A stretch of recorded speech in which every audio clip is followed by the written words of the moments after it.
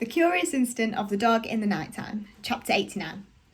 The next day at school, I told Siobhan that Father had told me I couldn't do any more detecting, which meant that the book was finished. I showed her the pages I had written so far, with the diagram of the universe and the map of the street and the prime numbers, and she said that it didn't matter.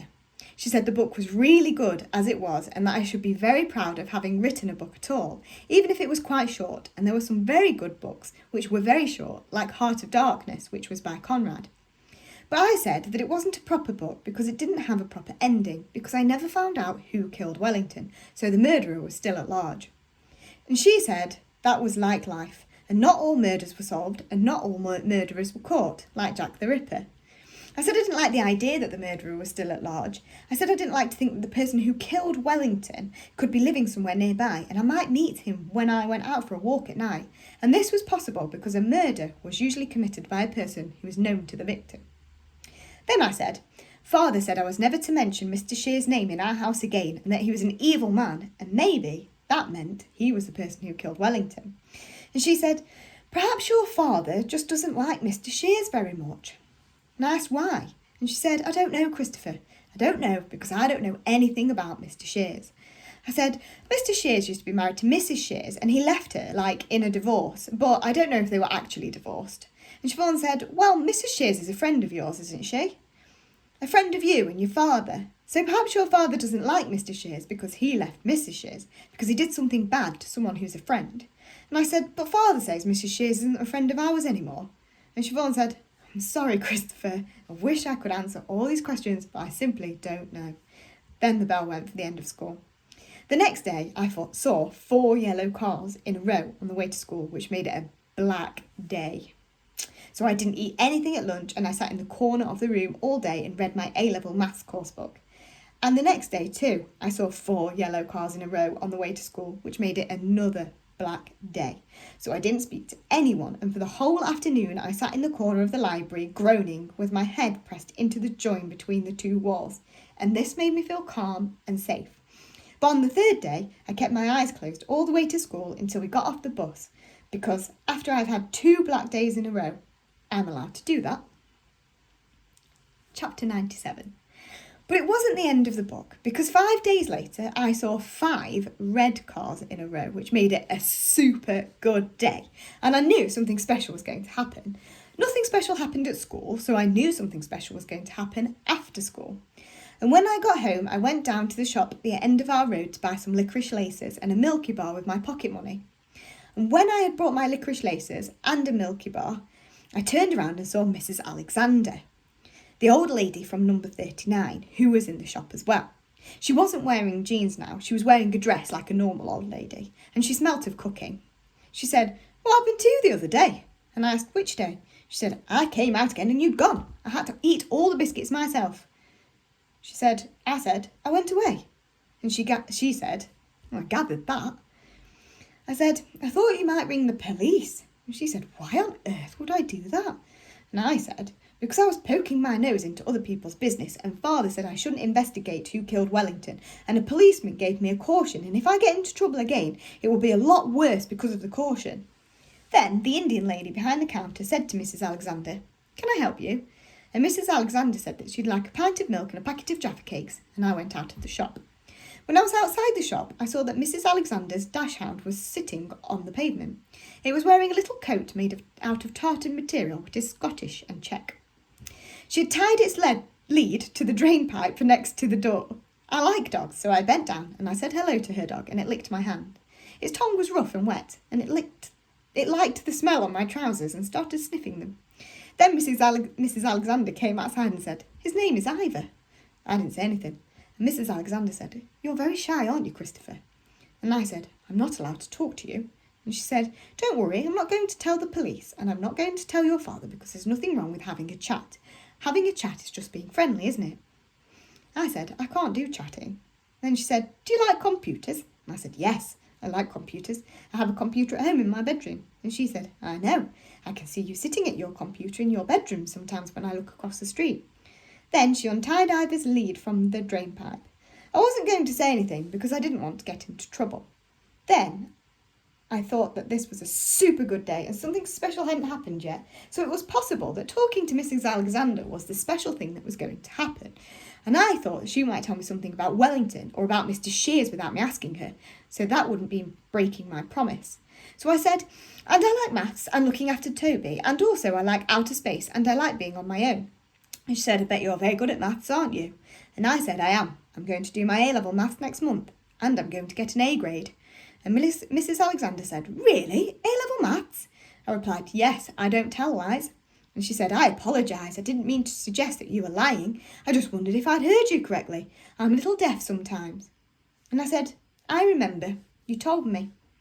And then I said, I'm the first person to do an A-level from my school because it's a special school. She said, well, I'm very impressed and I hope you do get an A. And I said, I will. And then she said, and the other thing I know about you is that your favourite colour is not yellow. I said, no, it's not brown either. My favourite colour is red and metal colour. Then Ivor did a poo, and Mrs. Alexander picked it up with her hand inside a little plastic bag, and then she turned the plastic bag inside out and tied a knot in the top so that the poo was all sealed up and she didn't touch the poo with her hand. And then I did some reasoning. I reasoned that Father only had made me do a promise about 5 things, which were 1. Not to mention Mr. Shears' name in our house. 2. Not to go asking Mrs. Shears about who killed that dog. 3. Not to go asking anyone about who killed the dog. 4. Not to go trespassing in other people's gardens. And 5. To stop this ridiculous detective game.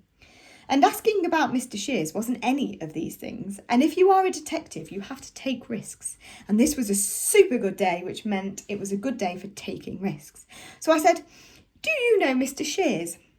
Which was like chatting. Mrs. Alexander said, not really, no. I mean, I knew him well enough to say hello and talk a little in the street, but I didn't know much about him. I think he worked in a bank. The National Westminster in town. And I said, Father says that he's an evil man. Do you know why that is? Is Mr. Shears an evil man? And Mrs. Alexander said, why are you asking me about Mr. Shears, Christopher? I didn't say anything because I didn't want to be investigating Wellington's murder, and that was the reason I was asking about Mr. Shears. But Mrs. Alexander said, is this about Wellington? And I nodded because that didn't count as being a detective. Mrs. Alexander didn't say anything. She walked to the little red box on a pole next to the gate to the park, and she put Ivor's poo into the box, which was a brown thing inside a red thing, which made my head feel funny, so I didn't look. Then she walked back to me. She sucked in a big breath and said, perhaps it would be best not to talk about these things, Christopher. And I asked, why not? And she said, because. Then she stopped, decided to start saying a different sentence. Because maybe your father is right, and you shouldn't go around asking questions about this. And I asked, why? And she said, because obviously he's going to find it quite upsetting. And I said, why is he going to find it upsetting? Then she sucked in another big breath and said, because I think you know why your father doesn't like Mr. Shears very much. Then I asked, did Mr. Shears kill Mother? Mrs. Alexander said, kill her? And I said, yes. Did he kill Mother? And Mrs. Alexander said, no, of course he didn't kill your mother. And I said, but did he give her stress so she sort of died of a heart attack? And Mrs. Alexander said, I honestly don't know what you're talking about, Christopher. And I said, or did he hurt her so that she had to go into hospital? And Mrs. Alexander said, did she have to go into hospital? And I said, yes, and it wasn't very serious at first, but she had a heart attack when she was in hospital. And Mrs. Alexander said, oh my goodness. I said, and she died. And Mrs. Alexander said, oh my goodness, again. And then she said, oh, Christopher, I'm so sorry. I never realised. Then I asked her, why did you say, I think you know why your father doesn't like Mr. Shears very much? Mrs. Alexander put her hand over her mouth and said, oh, dear. She didn't answer my question. So I asked her the same thing again, because in a murder mystery novel, when someone doesn't want to answer a question, it is because they are trying to keep a secret or trying to stop someone getting into trouble, which means that the answers to those questions are the most important answers of all, and that is why the detective has to put that person under pressure. But Mrs. Alexander still didn't answer. Instead, she asked me a question. She said, so you don't know? And I said, don't know what? And she replied, Christopher, look, I probably shouldn't be telling you this. Then she said, perhaps we should take a little walk in the park together. This is not the kind of place to be talking about this kind of thing. I was nervous. I did not know Mrs. Alexander. I knew that she was an old lady and that she liked dogs, but she was a stranger, and I never go into the park on my own because it is dangerous, and people do things that are not very nice there. I wanted to go home and go up to my room and feed Toby and practice some maths. But I was excited too, because I thought she might tell me a secret, and the secret might be about who killed Wellington, or about Mr. Shears, and if she did that, then I might have some more evidence against him, or be able to exclude him from my investigation. So because it was a super good day, I decided to walk into the park with Mrs. Alexander, even though it scared me. When we were inside the park, Mrs. Alexander stopped walking and said, "I'm going to say something to you, and you must promise not to tell your father I told you this." I asked why. And she said, "I shouldn't have said what I said, and I don't know, and if I don't explain, you'll carry on wondering what I meant, and you might ask your father. And I don't want you to do that because I don't want you to upset him. So I'm going to explain why I said what I said. But before I do that, you have to promise not to tell anyone I said this to you." I asked why. She said, "Christopher, please just trust me." And I said, "I promise, because if Mrs. Alexander told me who killed Wellington, or she told me that Mr. Shears had really killed Mother, I could still go to the police and tell them, because you are allowed to break a promise if someone has committed a crime and you know about it." And Mrs. Alexander said, "Your mother, before she died, was very good friends with Mr. Shears." And I said, "I know." She said, "No, Christopher, I'm not sure that you do. I mean that they were very good friends, very, very good friends." I thought about this for a while and said, "Does this mean that they were in a relationship?" And Mrs. Alexander said, "Yes, Christopher, that is what I mean." And then she didn't say anything for about 30 seconds. Then she said, "I'm sorry, Christopher, I really didn't mean to say anything that was going to upset you, but I wanted to explain why I said what I said. You see, I thought you knew. That's why your father thinks that Mr. Shears is an evil man, and that will be why he doesn't want you going around talking to people about Mr. Shears, because that will bring bad memories." And I said, "Was that why Mr. Shears left Mrs. Shears?"